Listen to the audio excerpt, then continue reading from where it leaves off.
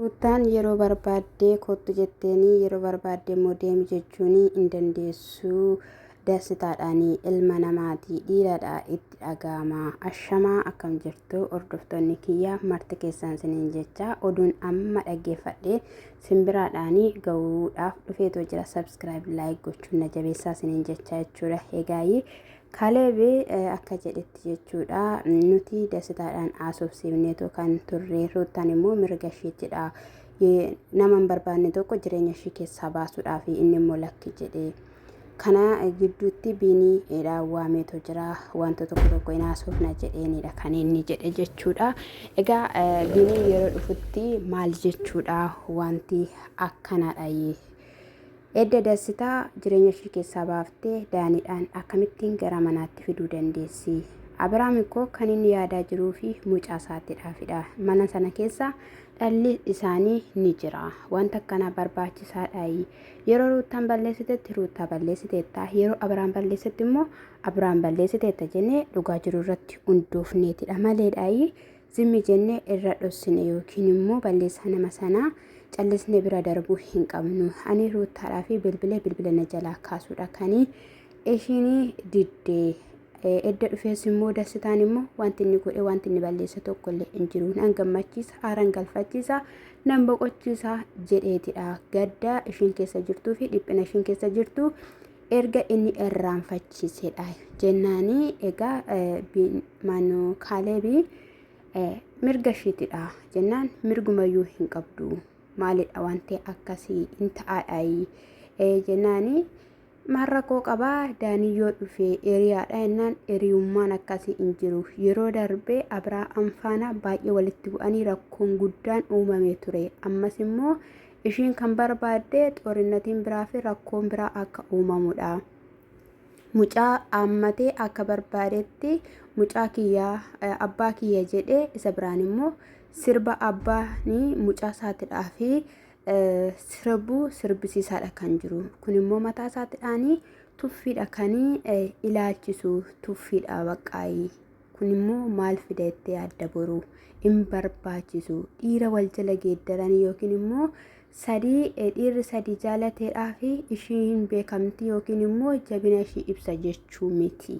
Isa kanaafiyyuu wanta akkanaa kun hin barbaachisu. Haadha mucaati. Dhagaa kanii isaan jechaa turan jechuudha. Akkasumallee Ruutaanii waan hundumayyuu dhiiseen si faana ta'a jetteettiin Abiraamidhaan jennaanii. Inni immoo hin dhiisu naafis hin ta'u jedhee hin didee. Osoo Abiraamii Ermeelaadhaan dhiise gara jireenyaatti deebi'eera ta'e Ruutaanii wanti isheen wanta keessa jirtu kana hundumayyuu hin dhiisnee fi tasumayyuu hin jiru kanii inni jedhe jechuudha.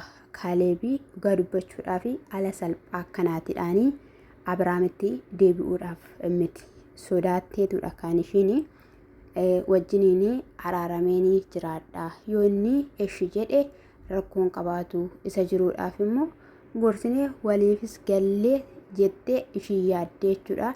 Inni immoo egaa indidee akkuma kana dura namiite akkuma kana dura na irratti daba yaadaa turte daban irratti yaaduuf maleedhaayi dhugumaan jireenya barbaaddee miti nafaana jedhee qixxim jedheetoo didee jechuudha. Argitaniitoo jirtu jechuudha.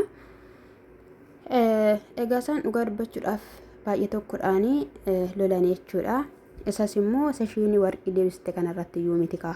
Isa ishiin bahuu qaba jireenya koo keessaa jettee kan isaan irratti dubbatanii sanii hin bahu jedhee dubbatedha jechuudha. Kaleessa immoo egaa wanta hin taane wanta ilma namaa tokkorraa hin barbaachifne Daanii argitaniittu akkamittiin inni ciqciqqi godhee jechuudha. Haasawaa hin taane ilma namaatii fi kan hin barbaachifne haasawaadha kan inni ture.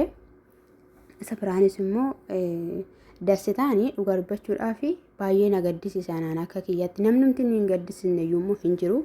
Uumama isaatii jechuudha. Qalxafinnati yookiin immoo ariifannaa kana hin qabu. Bakka jechuun jira miti aaktii isaan hojjetan sana inni hin beeku jechuudha. Daaniin immoo isa kana keessatti tokkoffaadha jechuudha. Waan hundumayyuu fakkeessuudhaan dandeettii qaba. Viidiyoo keessattis immoo moqqi gochuudhaan beekama jechuudha. Viidiyoolee jechuudha. akka cabbii wayiiti jechuudha. Yeroon isiniin jedhu qorraadha bakka daastaan akkasumattiidhaanii uumamuma isaatiin jechuudha. Innillee dubbateera jechuudha. Ani silanii akka warra kaanii ta'uu didee fi dhaaminaa jechaadha. Kan innillee ture jechuudha. Isaan kunis immoo oomaa wanta bareedaa, oomaa wanta gaarii hin goone yoo Abiraam balleessee yoo Abiraam akka barbaade ta'e ishiin dirqama akka barbaade ta'uu dandeessiidha. Maayinneennaani bakka ilaalteetti simachuudhaa fi yaalii gooteetti. Keessi ishii immoo hin simanne, keessi ishii immoo hin barbaanne.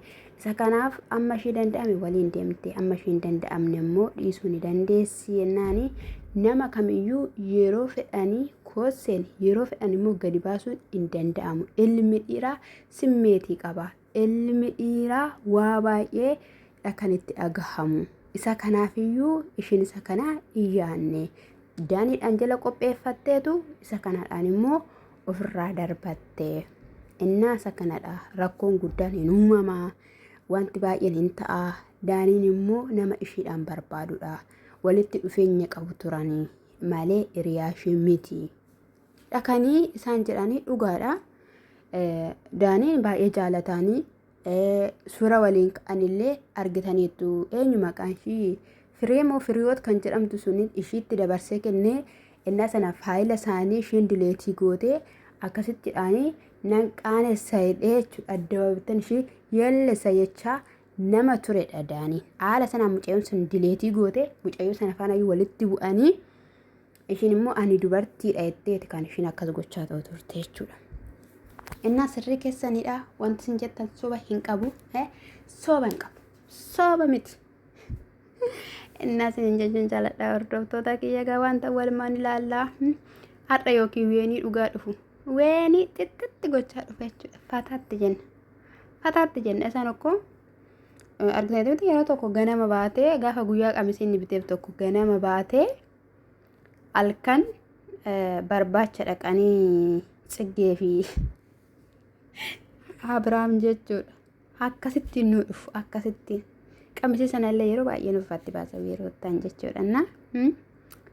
Waan baay'eetu immoo ba'aa jira ishii wajjiniin israattee beekteechaa jiru. Kun dukkoona sandiro. Wanee mucaa sana dhugaa rabbii maal otoo naa kennanii iyyuu maal qaba dhugaa. Na gaddisiisa garuu dhugaa.